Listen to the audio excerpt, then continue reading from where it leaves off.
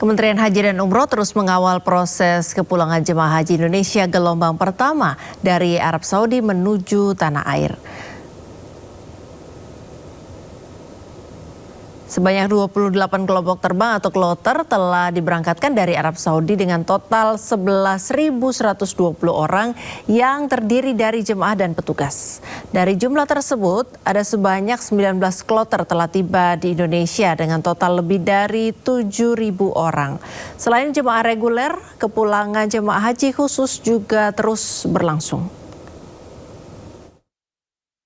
Dan 112 petugas, sehingga total jemaah dan petugas yang telah diberangkatkan mencapai 11.120 orang, dan dari jumlah tersebut sebanyak 19 kloter telah tiba di tanah air dengan 7.512 jemaah dan 76 petugas, dan dengan demikian total jemaah dan petugas yang telah tiba di Indonesia tercatat sebanyak 7.588 orang. Sekitar 99.000 jemaah haji Indonesia gelombang kedua bergerak dari Mekah ke Madinah menggunakan transportasi bus yang dijadwalkan sejak 7 Juni 2026 mendatang.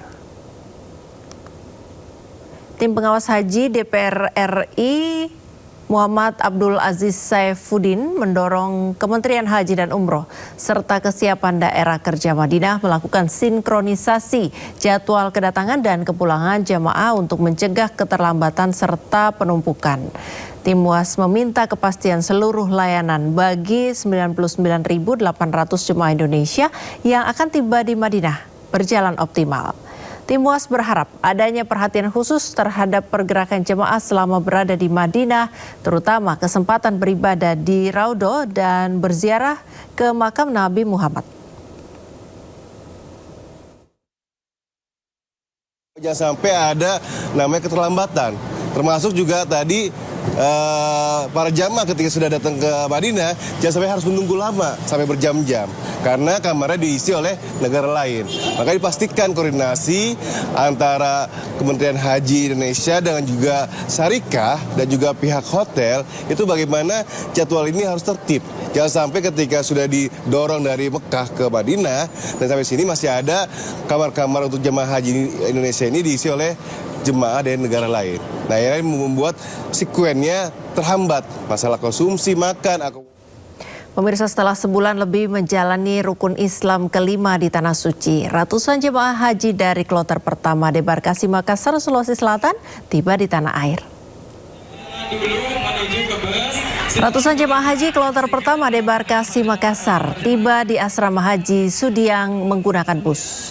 391 jemaah haji asal Kabupaten Sopeng tiba dalam kondisi sehat dan selamat di tanah air. Di asrama haji, jemaah mengikuti proses penerimaan oleh panitia penyelenggara ibadah haji debarkasi Makassar di Aula Arafah. Kemudian para jemaah dipulangkan ke daerahnya masing-masing.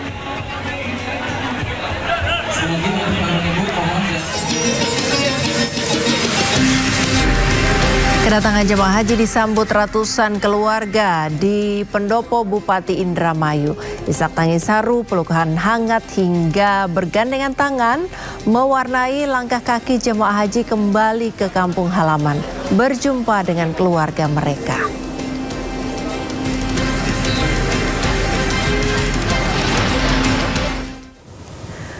Fase pemulangan jemaah haji Indonesia menuju tanah air mulai dilakukan dengan pemeriksaan ketat barang bawaan. Menghadapi aturan batas maksimal muatan, banyak jemaah rela meninggalkan barang bawaan mereka.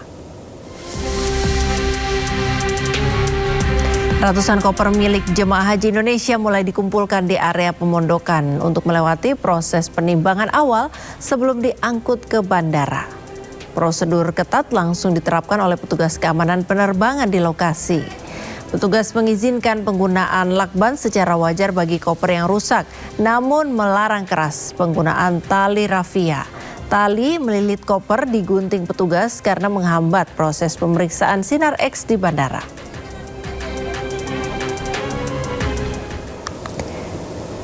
Video amatir merekam proses pembongkaran koper jemaah haji yang terdapat air zam-zam di dalamnya. Petugas penyelenggara ibadah haji atau PPIH Arab Saudi mengingatkan jemaah haji Indonesia agar mematuhi aturan bagasi saat pemulangan ke tanah air.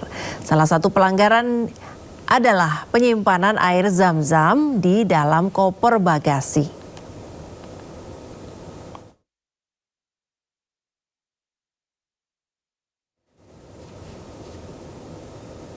Menteri Haji dan Umroh terpana saat melihat oleh-oleh jemaah haji yang hendak pulang ke tanah air.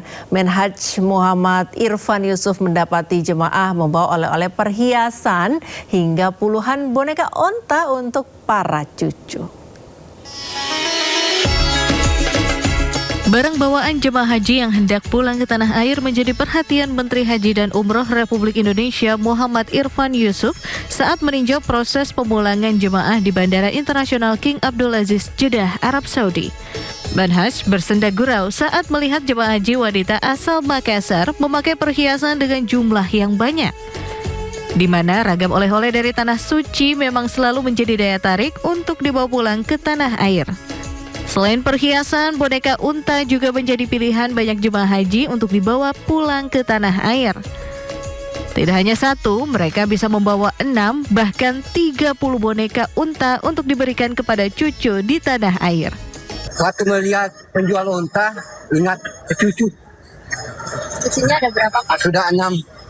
Ini beli 6 ya? Iya. Untanya kurang satu, Pak. Gimana? Ada di koper. Ada di koper. Koper ada 20 lagi kayaknya, Pak. Selain unta bawa apa buat cucunya, Pak?